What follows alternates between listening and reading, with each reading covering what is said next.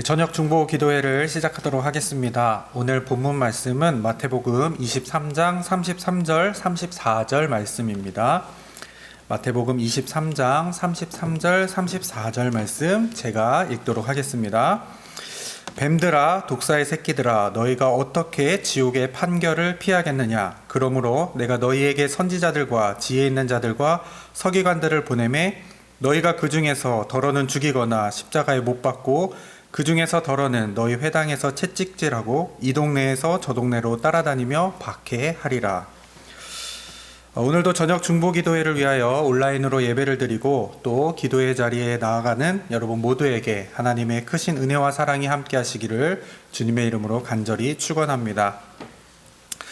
저녁 기도의 자리로 나오셨는데 또 오늘 본문의 내용이 심상치 않다 보니 이 성경 봉독 중에 갑자기 접속하신 분들은 깜짝 놀라지 않으셨을까 염려가 됩니다. 마태복음 23장에 나온 예수님의 설교는 우리가 흔히 알고 있는 예수님의 모습과는 조금 다른 모습입니다. 7가지 화에 대한 말씀입니다. 마태복음 23장에 나온 설교의 특징은 예수님이 화 있을진저 라며 7번의 저주를 하시는 것에 있습니다. 유대인들에게 있어서 이 7이라는 숫자는 완전한 숫자입니다. 그래서 7번의 화 혹은 저주를 퍼부으셨다는 것은 아주 완벽하게 그들을 저주하셨다는 말씀이고 또 그만큼 그들의 잘못이 꽉 차 있다는 것을 말씀하고 계십니다. 저는 이 본문의 말씀을 굉장히 좋아했었습니다. 막 이렇게 독사의 새끼들아 뭐 이렇게 시원하게 말씀하시는 장면을 특히 사랑했습니다. 예수님도 참 이렇게 화끈하시구나, 또 복을 아주 완벽하게 주시는 분이지만 저주를 하실 때에도 이렇게 기가 막히게 하시는구나. 그래, 이왕 충고를 하려면 또 불합리한 것들에 대해서 대들려면 예수님처럼 이렇게 화끈하게 해야겠다. 뭐 이런 다짐을 철없을 때 하곤 했습니다. 그러면서 제가 하나님 앞에 기도한 것이 있습니다. 이것도 물론 철없을 때 했던 기도입니다. 하나님, 혹시 저에게 능력을 주시려거든 병 고치는 은사, 예언하는 은사 뭐 그런 건 안 주셔도 되는데 저주하는 은사를 주세요. 이렇게 기도했습니다. 그러면 막 이단들 왔을 때 너는 당장 눈이 멀어라, 너는 벙어리가 되어라 이렇게 선포를 하면은 막 그대로 되는 상상을 하기도 했습니다. 그래서 그런지 요즘에 뭘 되게 해달라는 기도보다 저건 안 되게 해주세요 라는 기도를 하나님이 더 잘 들어주는 뭐 그런 느낌적인 느낌이 들기도 합니다. 어쨌든 예수님은 그들이 범한 죄를 낱낱이 파헤치면서 그들에게 경고하고 있습니다. 그러면 도대체 바리새인과 서기관들은 뭘 그렇게 잘못했을까요? 예수님께서 하신 말씀들을 23장 13절부터 쭉 읽어보시면 대부분 바리새인과 서기관들이 어떤 잘못을 저질렀는지 아마 이해가 되실 것입니다. 천국문 앞에 앉아서 자기도 못 들어가게 하고 또 남도 못 들어가게 막는 자들이다. 뭐 혹은 자기들보다 더한 악을 저지르게 가르쳤다. 뭐 이런 내용들입니다. 보이는 모습에만 열심이었고 하나님 말씀을 자기 좋은 대로 해석했습니다. 율법을 지키는 것보다 그 안에 담긴 하나님의 뜻을 알고 행하는 것이 더 중요했는데 바리새인과 서기관들은 율법을 지킨다고 하면서 정의와 긍휼에 대한 하나님의 뜻은 저버렸습니다. 겉과 속이 다른 사람들이었습니다. 그런데 우리가 읽은 본문 바로 앞절 29절부터 이어지는 내용은 조금 설명이 필요합니다. 너희는 선지자들의 무덤을 만들고 의인들의 비석을 꾸미며 이르되 만일 우리가 조상 때에 있었더라면 우리는 그들이 선지자의 피를 흘리는 데에 참여하지 아니하였으리라 라는 말씀입니다. 예수님 당시 바리새인들은 선지자들의 무덤을 꾸미는 데 열심히 남달랐습니다. 그래서 그들은 성전의 헌금 일부를 선지자의 무덤을 화려하게 장식하는 데 사용했다고 합니다.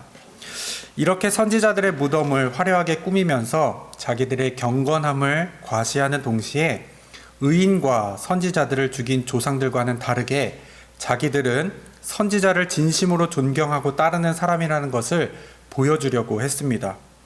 우리가 그때 있었더라면 조상들과는 다르게 행동했을 것이라고 이야기했습니다. 그런 그들을 향해 예수님께서는 너희들이 하는 일이 조상들과 다르지 않다. 오히려 너희가 지금 조상들이 저지른 죄의 양을 채우고 있다라고 말씀하십니다. 그만큼 예수님은 겉과 속이 다른 바리새인과 서기관들을 향해서 날카롭게 공격하고 계십니다. 예수님의 이 저주 같은 말씀을 들었던 다른 유대 백성들은 어떤 마음이 들었을까요? 바리새인들과 서기관들에게 정죄당하고 경건하지 못하다고 무시당했던 유대 일반 백성들은 예수님의 이 말씀을 들으면서 속이 뻥 뚫리는 아주 시원한 느낌을 받았을 것입니다.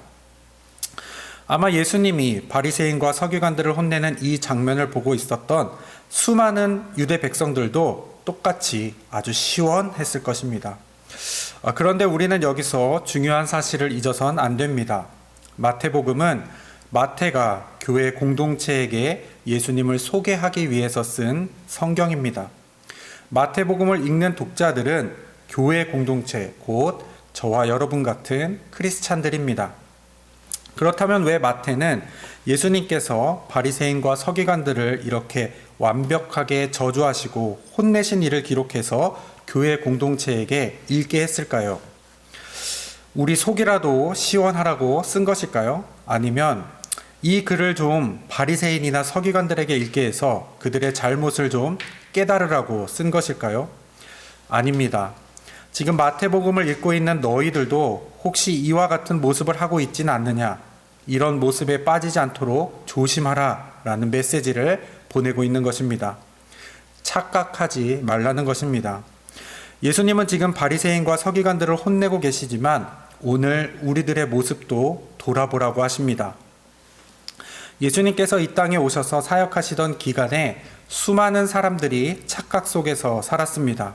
그 중에 대표적인 것이 바리새인과 서기관들입니다. 그들은 겉모습만 경건했지 속은 탐욕과 방탕, 거짓으로 가득 찬 사람들이었습니다. 더 큰 죄를 저지르고도 자기들이 조상들 때에 살았다라면 그런 죄를 저지르지 않았을 것이라고 말하고 다녔습니다. 그렇게 살면서 자기들은 하나님의 심판을 피할 것이라 착각 속에 살았습니다. 그들은 스스로 하나님의 백성이라 생각하며 하나님의 자녀라고 여겼습니다. 그런데 예수님은 그런 착각에 대해서 강하게 꾸짖으면서 이렇게 말씀하셨습니다. 뱀들아, 독사의 새끼들아, 너희가 어떻게 지옥의 판결을 피하겠느냐? 그렇다면 오늘 우리들은 어떻습니까? 성경을 읽다가 예수님께 꾸지람을 들은 사람들을 보면 그저 어리석다고 여기십니까?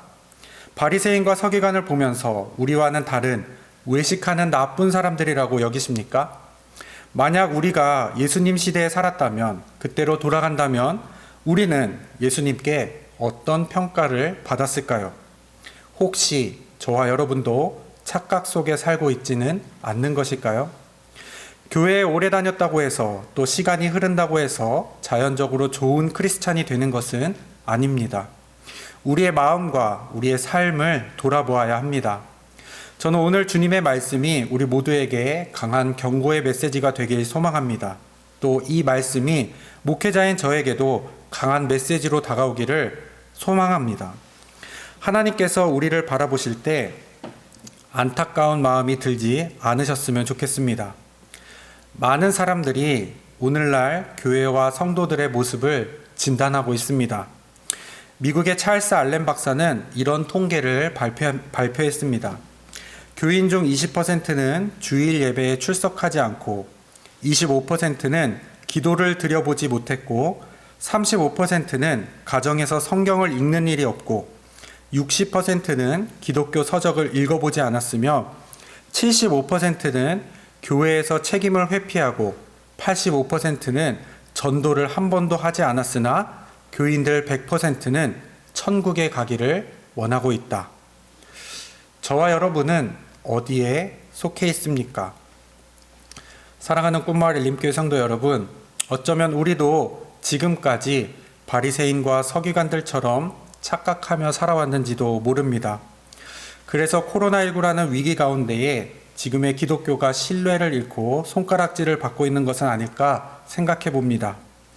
세상에 나가서 그리스도인이라 밝히는 것이 부끄러운 현실 속에서 또 코로나19에 어떻게 보면 타겟이 되어가고 있는 이런 현실 속에서 세상 사람들이 오직 저와 여러분을 통해서만 예수님을 볼 수 있다면 세상 사람들은 우리들에게서 무엇을 볼 수 있을까요?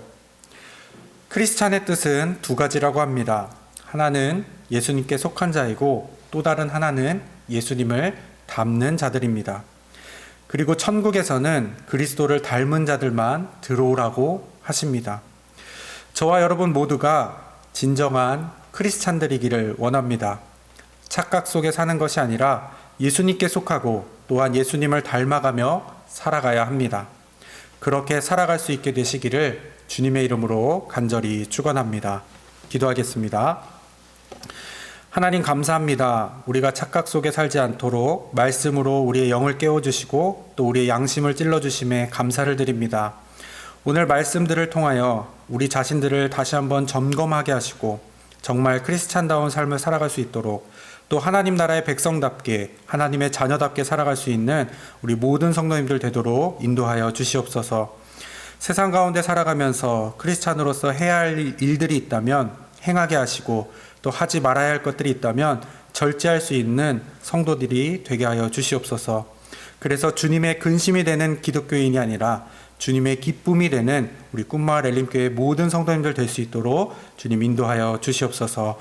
모든 것 주님께 맡겨오며 거룩하신 예수 그리스도의 이름으로 기도합니다. 아멘. 이제 코로나19의 종식을 위한 공동 기도문을 읽겠습니다. 우리 기도하는 마음으로 함께 읽겠습니다. 하나님, 코로나19로 인하여 여러 날 동안 힘들고 괴로운 시간을 보내왔지만 그래도 상황이 개선되어 가게 하시니 감사합니다. 이 땅 위에 코로나 바이러스가 완전히 종식되게 하시고 속히 온전한 일상이 회복되게 하여 주시옵소서. 또한 우리나라뿐 아니라 세계 각지 모든 나라의 상황도 개선되어 위축된 세계 경제가 다시 회복되게 하여 주시옵소서. 학생들은 등교하여 공부할 수 있는 여건이 마련되어 더 열심히 미래를 준비하게 하시고 기업들은 경기가 회복되어 온전한 경제 활동을 함으로 대한민국이 더욱 풍요롭게 하여 주시고 소상공인들은 다시금 활기를 되찾아서 생기 있게 일상을 살아가게 하여 주시옵소서. 교회를 위해서도 기도합니다. 교회들이 자유로이 모여 예배하고 기도할 수 있도록 은혜 내려주시고 우리의 마음이 더욱 갈망함으로 예배하게 하여 주시옵소서. 하나님, 이렇게 일상이 회복될 때 우리의 감사가 달라지기를 원합니다. 특별한 것은 특별한 대로, 또 일상적인 것을 일상적인 것대로, 소소한 것은 소소한 대로 다 하나님의 은혜였음을 깨닫고 이제는 모든 상황 속에서도 감사할 줄 아는 우리 모두가 되게 하여 주시옵소서. 예수 그리스도의 이름으로 기도합니다. 아멘. 계속해서 교회 리모델링을 위한 공동 기도문을 읽겠습니다. 마찬가지로 기도하는 마음으로 함께 읽겠습니다.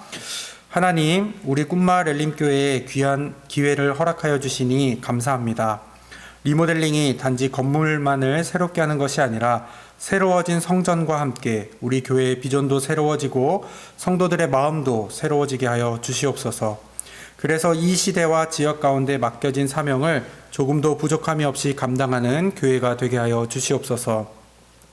담임 목사님과 건축위원장, 건축위원들에게 지혜를 주시기 원합니다.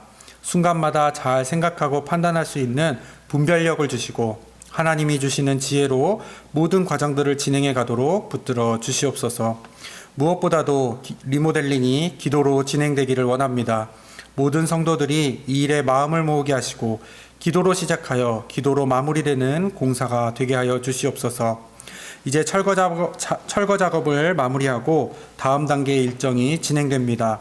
모든 작업들을 안전하게 지켜주시고 순조로이 진행될 수 있도록 하나님이 함께하여 주시옵소서. 믿고 감사드리며 예수 그리스도의 이름으로 기도합니다. 아멘. 이제 나누어드린 기도문과 또 홈페이지에 가셔서 기도 제목을 다운받으셔서 이 시간 함께 계속해서 기도하도록 하겠습니다. 우리 함께 기도하겠습니다.